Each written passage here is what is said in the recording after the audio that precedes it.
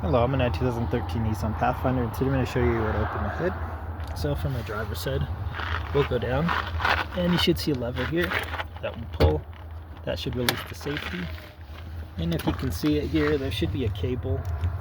That cable should be attached with a little tightness.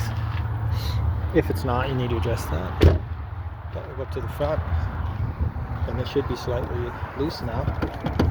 So we'll feel for the lever. So we're going to push the lever and lift. So push and lift. Let's see if I can do this with one hand, but there's an arm here you can use as well. So hold the hood open. Sorry for my camera work. Alright, there we go. So I got the arm now holding this hood up. This is what that lever looks like. It's pushing. It leads to this component.